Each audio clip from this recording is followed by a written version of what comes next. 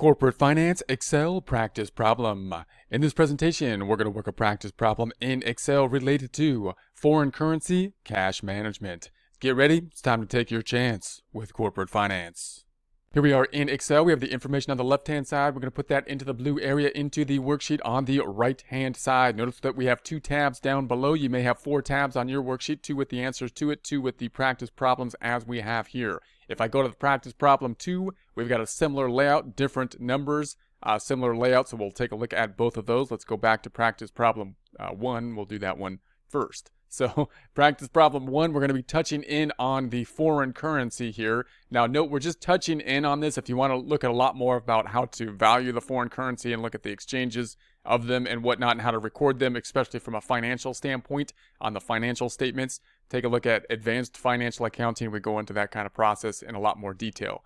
But here, let's just touch in on this. We've got the foreign currency held. Let's say that we're a U.S. company. We record our books in dollars, and we have foreign currency held that we have. So we have foreign currency in yen. We're going to say Japanese currency yen, and so we're gonna show that with JPY. Now, note with the formatting of this cell, you can format these in different currencies in Excel, just so you can be aware of that by going to the Home tab, Numbers, and you can go to the drop down here and then go to more formatting, or you can right click on the cell that you would like to change the currency to or in, and then you can go down to the format the cell. So you're going to format that cell, and then you want to be in the currency, and then in the symbol area, that's where you could find the different names for the currency. So I'm going to be picking that up. That's how you can change those items and basically be working and indicating different currencies in basically an Excel worksheet, which is very useful. Now we're going to say that the US dollar equivalent is 53,000. We're not going to get into basically the tables and exchange rates, and obviously the currencies will change relative to each other daily. So you can think of it kind of like an investment, right? If we pretty much a lot like an investment, right? If we are a U.S. company and we record our money, our currency in dollars, then if we invest in a foreign currency, or if we're holding on to foreign currency, you can kind of think of it as acting in a similar way as an investment might be acting, because due to the market, it can fluctuate up and down with relation to the dollars. And we, of course, are going to be recording our books in dollars. So we would have to record then that fluctuation in a similar way as we would record a fluctuation in, say, market price of stocks going up and down. So from that perspective, you can think of kind of currencies. I mean, it can be a little confusing to think of currencies, but from that perspective, you can think of them just like any other kind of investment, right? You're in dollars, the other currency is in another currency, although that currency is used as money, of course, to be purchasing and whatnot. We're recording in dollars, and therefore, when we're thinking about our investment in the other currency, we need to record them in dollars. The other currency will fluctuate in relation to our currency, and we're going to have to record that on our books in dollars. So just remember, if I have 280,000 yen, then you can think of them as units, just like if you had 280,000 like stocks or something like that, or whatever. We've got things in they're just like any other thing that we're going to have to value to ourselves with the measuring tool that we use, the ruler that we have, which is dollars, right? So when we put this on our books, we're just going to have to convert them just like we would if we had a building or if we had inventory. We don't count inventory in units. We got to convert it to the dollars. Now, again, we won't go into the exchange rates. This isn't, the exact exchange rates is just basically an example. And if you want to go into more detail on the exchange rates and whatnot, you can take a look at some other material, like possibly looking at the advanced financial accounting course. So then we have the interest on funds earned. We're going to say it's going to be the 9%. Foreign currency decreased related to the US dollar of the 6%. So there's two kind of things that we can have be happening here. We could have the earnings that we are going to be taking into consideration, just like we would have in any other type of situation. If, for example, we have an investment that is in foreign currency, the investment itself could be increasing and decreasing. We could have a percentage return on it, and the foreign currency will be fluctuating with relation to the U.S. currency. So if we just take these first two items here, if we say, okay, we've got 280,000, we first have to figure out what the U.S. equivalent of that would be, because that's what we're going to have to record on our books. So our books are going to say it's in dollars of the 53,000. we have $53,000 worth of yen, just like we would say we have $53,000 worth of stock or bonds or anything like that. Then if this was an investment in yen and it was earning interest, and say it earned 9% interest, we could still kind of work within the dollars here. You can do this calculation a couple different ways, but we can be working within dollars. We could say, all right, it's a 9% return of the dollar amount of yen that we have. So let's multiply that times 9%, making this a percent by going to the Home tab, numbers, percentifying it. Let's underline it. Go to the Home tab, fonts group, and underline. That's going to give us our interest that is earned. So if we multiply this out, this is going to be equal to the 53,000 times the 9%. That's going to be the 4,770. So then I'm going to call this a subtotal. So we're going to have a subtotal, which is going to be the 53,000 plus that increase that we have. So we had an increase of, and that brings us to the 57,770. That would be the new value after adding the return or the interest that we earned, before we consider any fluctuation in the value relative to the yen. So now we also have to consider, that's not the only thing we have to consider, because this 53,000 isn't really in dollars, the investment is in yen, so we might have had a return on the investment, but we're also going to have to value in the difference or the fluctuation in the currencies. So we're going to say that there was a 6% foreign currency decrease relative to the dollar by 6%. So we're going to say, all right, now this is going to decrease by the 6%. Let's make that a percent by going to the Home tab, the numbers, and percentifying it. Let's underline it, Home tab, font group, and underline it.